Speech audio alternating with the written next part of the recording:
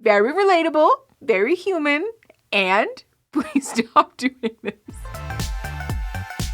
Okay, hi everybody. Thanks for coming back if you've been here before, or hi, welcome if you're new. My name is Mickey. I'm a therapist, and we talk about therapy things on this channel. And today we're doing a bit of a throwback moment, a bit of an for old time's sake type of video, because if you are one of the real ones who's been here for a minute, you will know, first of all, part of the reason that my channel blew up in the first place was because of these videos, and it was a staple. We are doing Therapist Reacts to TikTok today because I love TikTok, but also because it seems like if there's a subject that you're interested in, there's like a weird small subsection of TikTok that just endlessly talks about that subject. And of course, because I'm me, I found all of the mental health stuff on TikTok and like the other therapists on TikTok. So like I said, I just really like the app and I thought this would be fun. Back in the day, we used to talk about TikTok videos like Therapist Reacts to TikTok, Therapist Reacts to therapy memes, Therapist Reacts to like meme review stuff.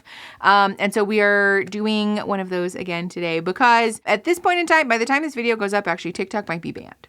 So we're getting while the getting's good. We're going to do like a farewell sort of Viking funeral, if you will, for TikTok videos on this channel. And I have quite a few memes and videos, some that have been sourced by me, some that have been sourced by other folks. Shout out to all of our friends on our Discord server, which, by the way, if you want access to, link in description, you can get access to that at the Snosh Blossoms level or above on all of the membership things. So go do that. Let's not gild the lily. Let's just do the thing. Okay, some of these might have no audio because, as you are aware, I'm sure, we can't use copyrighted music here. So we might have to just lower the volume or put like some weird non-monetized music underneath it. So if any of you need anything at all, too bad. Deal with your problems yourselves like adults.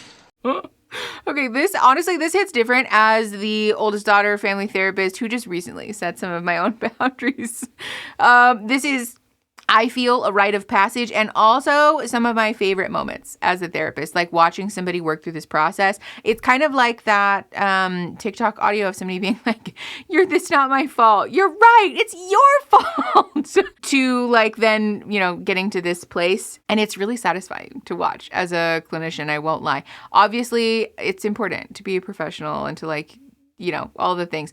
And I won't lie that there is like a childish part of me that's like, yeah, it's just very exciting to watch people, I don't know, like believe in themselves, I guess. Oh, I've been waiting for this. Oh boy, I've been waiting for this.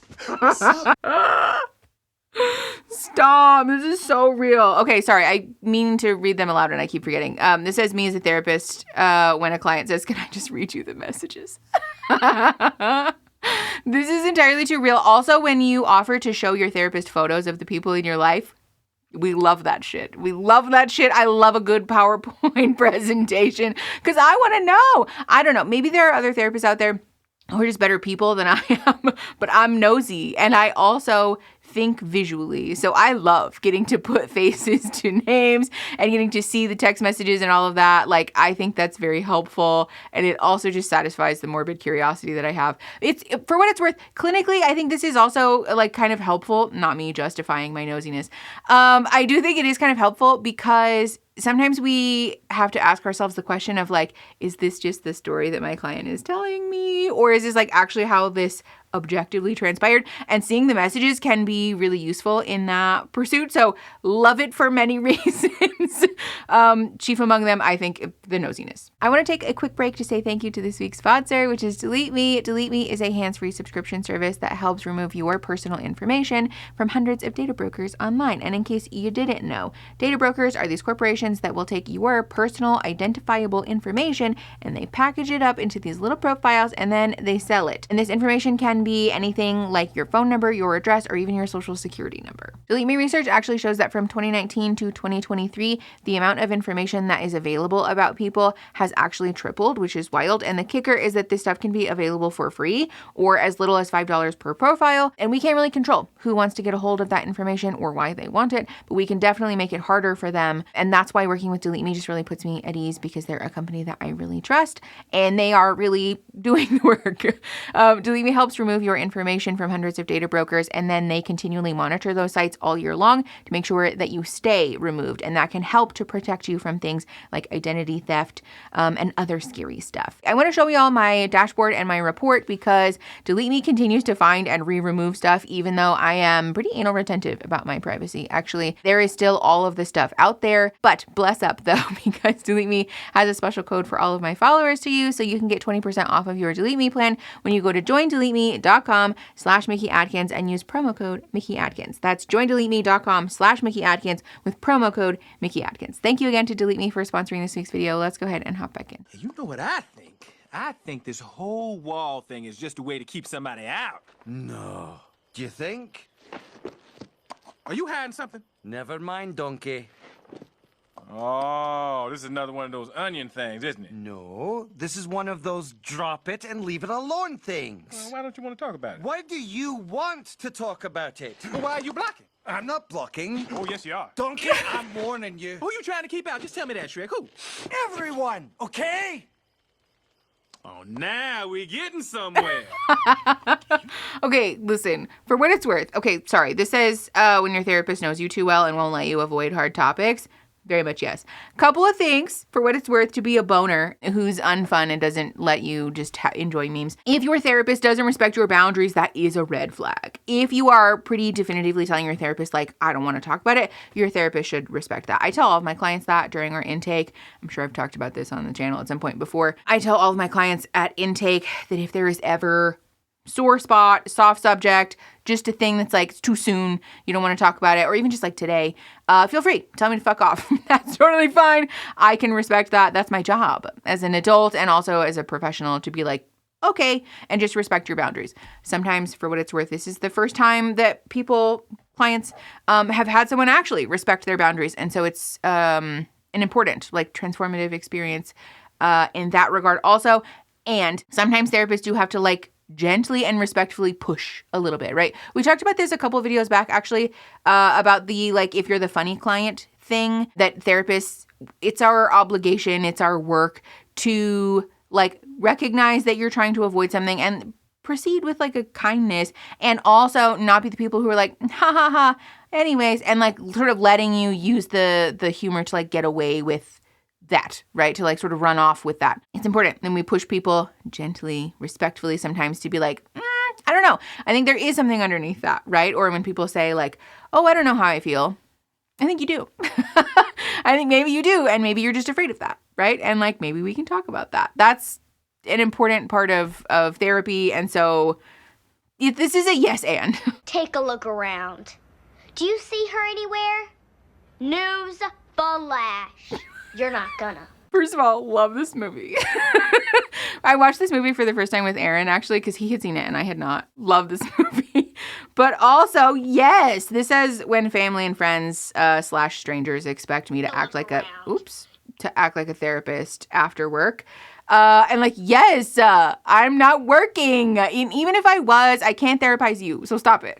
I don't want to therapize my friends or my family. And quite frankly, I don't want to blur the lines there, nor can we, like, really afford that and our relationship survive. So, like, just no.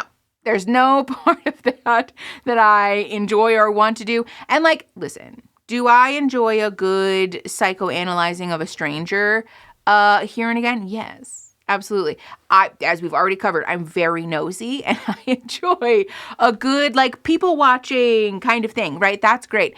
I don't want to psychoanalyze and therapize my friends and family, though. It's exhausting. It's a lot of work, actually. Like, it's very emotionally and mentally taxing. So, no, I just want to be a dude. I just want to be a dude when I'm done with work and I'm with my friends and family and also with strangers.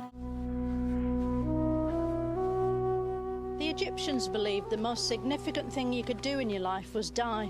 Yes, this says when you hold space for a therapy client, but they deflect with shit like this. This is me in therapy all the time. Woo, and bless that my therapist is like, Mickey, stop. Stop doing that. I actually had my therapist say to me the other day, like, you know what? I don't think we need to get into that. I don't think we need to do that. Why don't we just, like, leave that at the door? Let's talk about this, because this is what's important right now. And, like, God bless for that woman. Thanks. Shout out to Joe for keeping me a functional human being so that I can be a functional human being and a therapist for other people. But yeah, if you're this client in your therapy sessions, again, it's important for your therapist to push you and maybe practice not doing this because it's not helpful for you. And also, like, let's just be very real. Therapy is expensive. It's a lot of money. It takes up your time. Don't waste it. I'm just saying. My very concerned therapist during a session, me using inappropriate humor to cope with that shit. The shit show that is my mental health. Yeah, I don't know why. I promise I didn't like select all of these to be like adding everybody who's the funny client. But yeah, I think we've talked about this enough. But yeah, try not to do this. Okay, licensed therapists when only overly self-aware patients come in with a problem, a logical explanation of their emotions, an idea of how to use their I statements, and then ending the sessions with a logical solution without the therapist's input. This is, I think, a double-edged sword. For what it's worth, the clients who are like super self-aware, oftentimes this is just, if you get this a lot from therapists, it might just be that a therapist has not really encountered somebody who's like that before, and they're not really sure how to proceed because a lot of therapy education is about helping to bring people's conscious awareness to what their like subconscious operations have been, right? And so when somebody's already self-aware of those things, sometimes therapists, especially those that are like green or haven't had the opportunity to expound outside of those bounds or just like don't care to, those therapists can find themselves ill-equipped to deal with that client because they just want to continue to educate you about how to come to conscious awareness of your subconscious when the truth is that there's like a whole bunch of work that we can be doing now that you are self-aware. They just don't know how to do it, right? To be clear, this is not me being like, I'm the best therapist. There's lots of therapists who are great at doing this work. Actually, lots of therapists who are better therapists than I. So for what it's worth, if you notice this, it can be helpful to just say that, just have a conversation about that. If they're not receptive to that, then they suck. I have a lot of videos actually about therapist red flags on the channel, so I'll put that up there.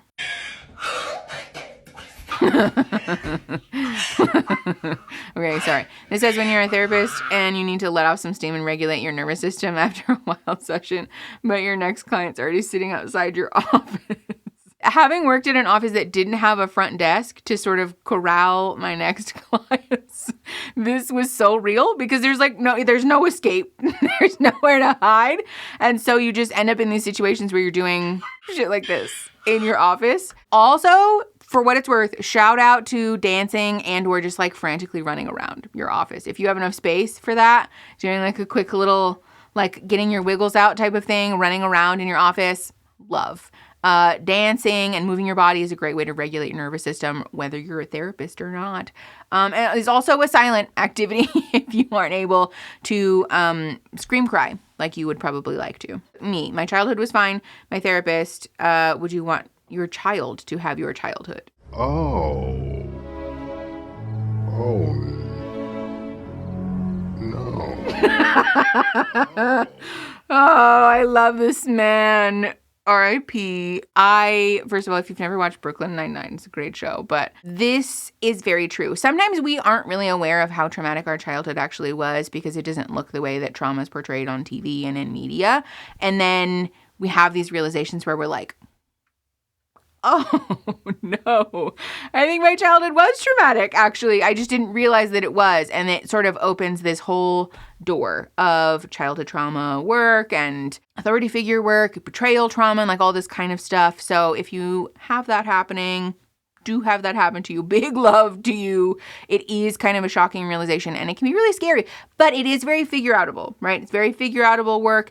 And it can also help to improve your relationships with the folks in your family of origin if they're open, if they're actually available for learning about themselves and becoming more like self-actualized people. This says, my professors in grad school, as therapists, we should always remain neutral and non-reactive. Me, 13 years into being a therapist. Oh my God. I am the biggest fan of saying fuck it with the blank slate therapist thing. I don't like it. I've never liked it. I don't think that it was really meant for me or I was meant for it, quite honestly. But there are lots of therapists who are this way. And personally, as a person who is in therapy, who's been in a lot of therapy and has been a therapist for a hot minute, I don't like the non-reactive thing because for me as a client, it makes me feel crazy. And as a therapist, it makes me feel like a phony. I just don't think that if you're a therapist and that works for you, that's great. That's none of my business. I think that's wonderful. And I personally find that being a human being whose humanness is on display is a much more effective means of rapport building with my clients, because no one wants to talk about their deeply traumatizing and life-changing moments with someone who seems to be like a holier-than-thou cyborg of a person. And I don't relate to it. I don't relate to that, and I don't like it. And I just don't think that it's not helpful for me. And again, if that works for you as a therapist, that's fine. If you like therapists that are that way, that's also fine. That's your business. For me, it's a no. While I'm pulling up the next thing that I want to show to you guys, I want to remind you, if you haven't yet, go click the link in the description to go get your hands on a Beducated membership, because Beducated is the realest. We love them. Genuinely, there's a lot of wonderful stuff on there. So go click that link. Make sure that you show them some love. I want to look at some memes that I got tagged in and or sent by folks in our Discord server. This first one, I think we've talked about this one on the channel before. It says, my therapist laughs at a joke that I said, me, to myself. This is great.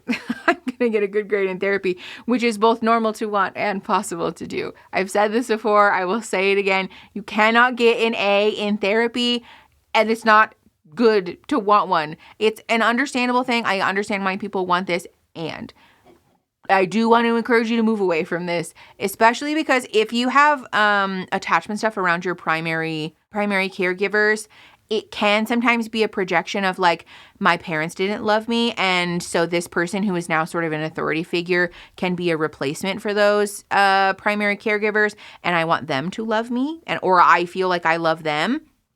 Not good. Not good. It's a boundaries problem. It's a boundaries hot mess, and we don't want to go there. So voice that out loud. Talk to your therapist about this. They should be equipped to deal with this.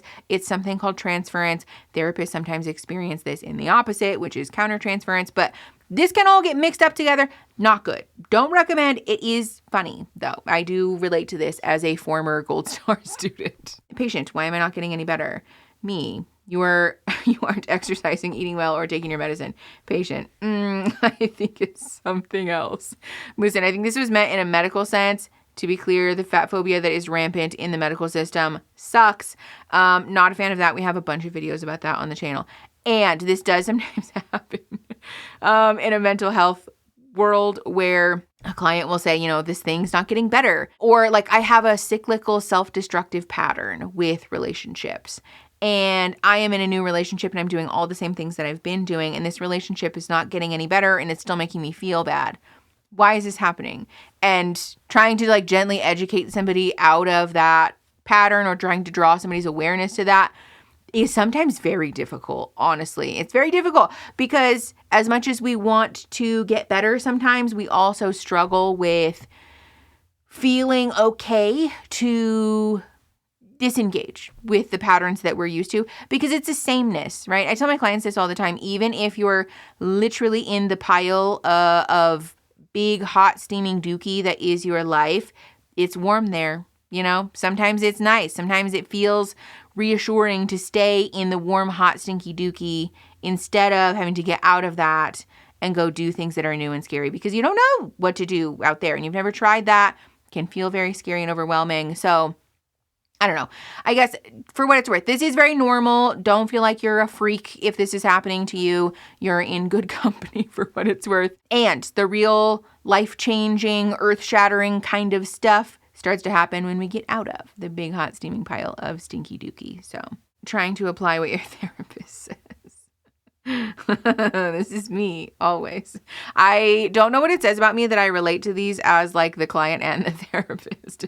But yes, the sort of angrily applying these. I also, for what it's worth, people tell me this all the time. Oh, I would never tell my therapist this, but, I secretly am like, really annoyed on days that I have to go to therapy or whatever. And, I feel bad about that. Don't feel bad.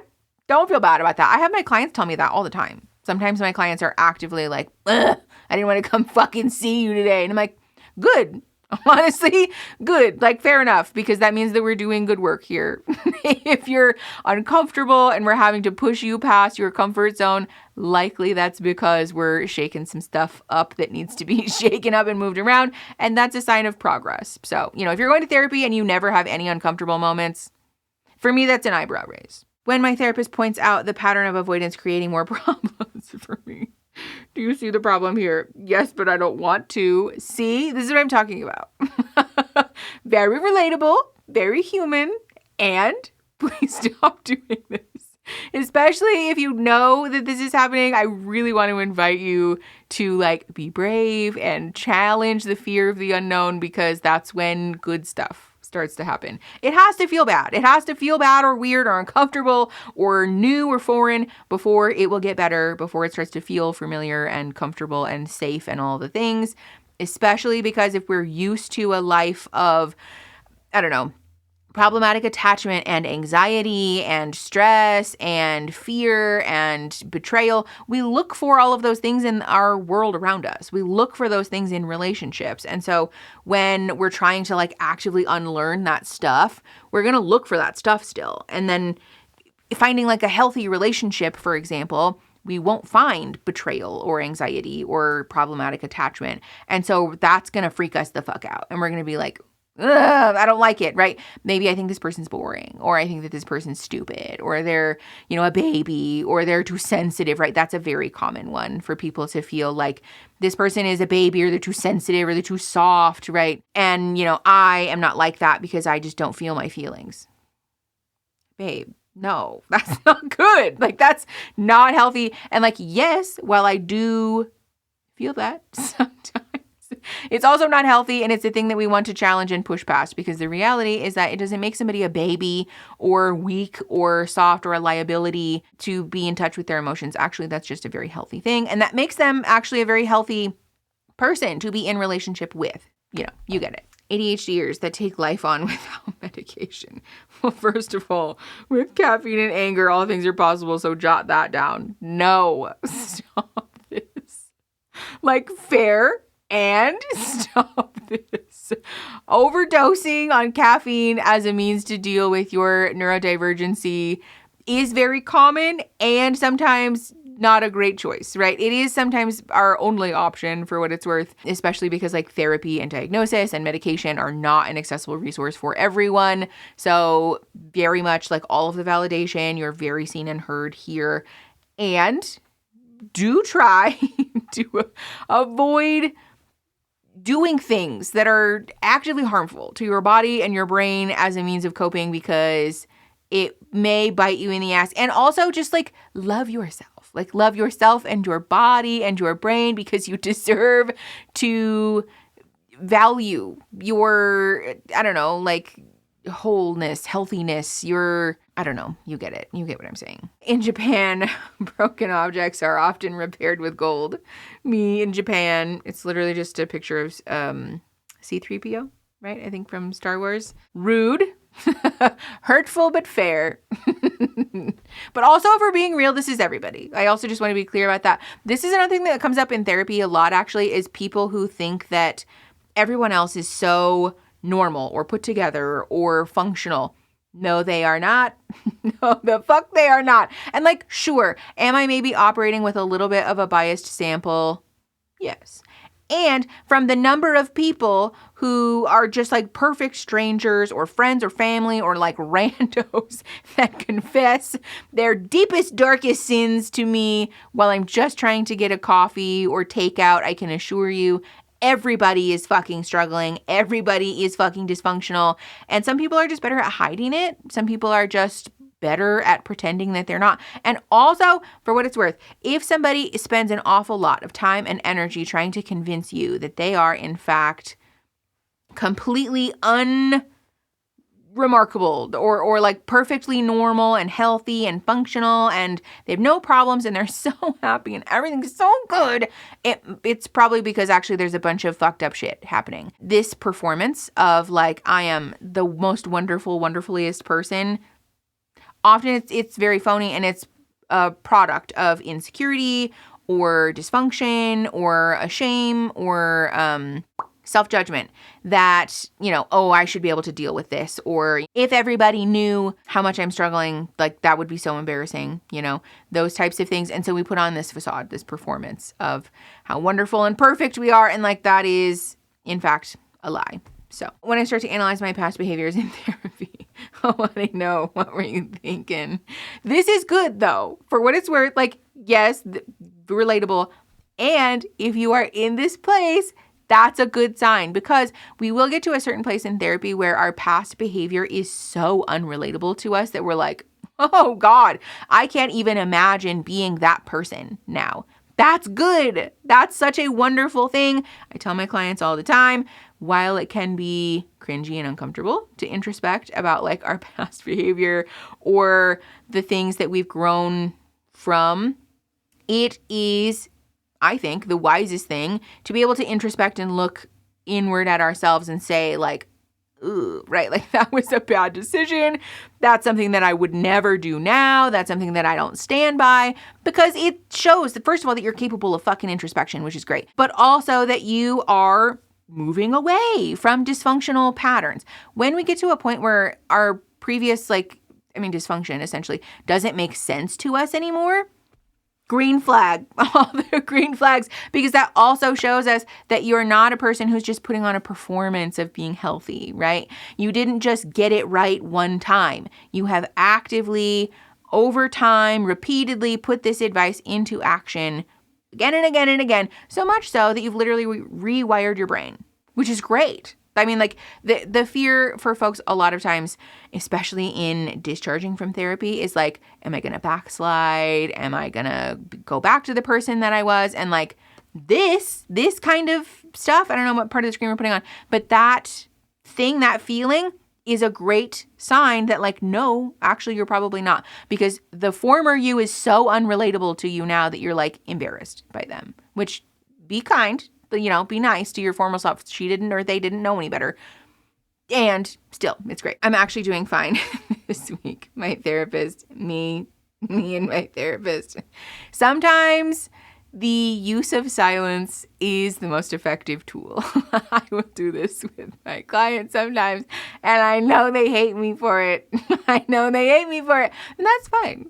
That's fine because kindly, respectfully, just holding space for someone can make them uncomfortable enough to start word vomiting things. And first of all, that's great because it means that I have to do less, Heimlicking. And it also is great because it usually causes folks to come to an awareness of how uncomfortable they actually are, which is the thing we can talk about, right? If silence makes you uncomfortable, if you feel anxious, if you feel judged, if you feel weird, you feel like I'm looking at you, okay, how come? Why do you think that came up for you? Does that remind you of something? Where did that come from? Is there something about my affect in particular that is bringing that feeling up for you? Let's talk about it. That's a great jumping off point. So this thing where like clients will sometimes pretend like, yeah, I know I'm great. I will joke with my clients sometimes too. Then I'm like, awesome, wrap it up. Thanks for the $80. See you later. I'm like, of course no one wants to do that. Of course no one wants to do that. So again, therapy is expensive. It's also timely. So don't waste your own money or time. The therapist's self-care is important. It can help manage stress levels. Also the therapist. Overbooked sessions, behind on notes, and on her fourth cup of coffee. Listen, this is why I don't do that anymore.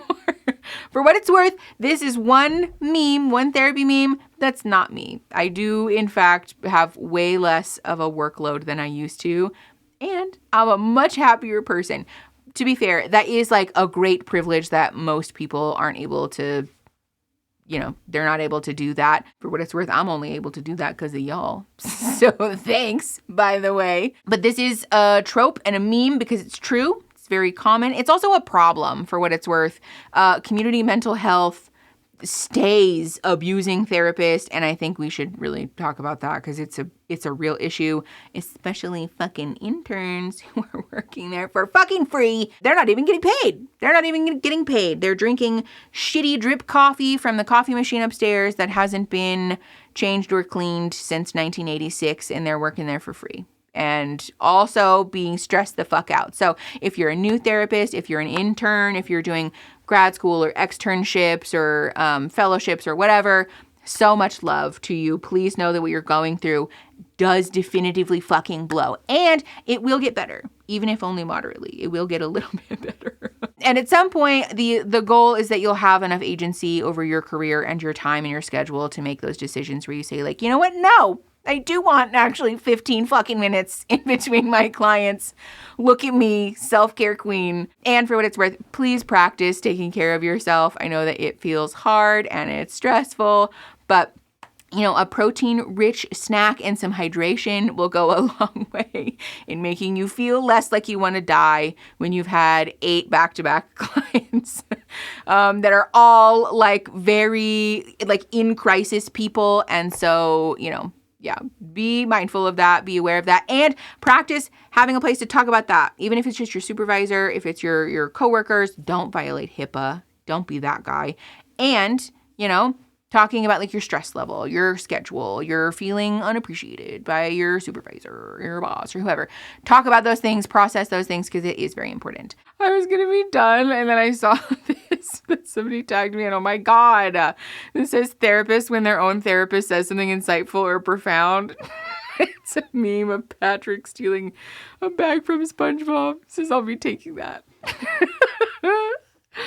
Ooh, that's so real. Literally me. To be fair, I always level with you guys if it's something that another therapist or my therapist has told me.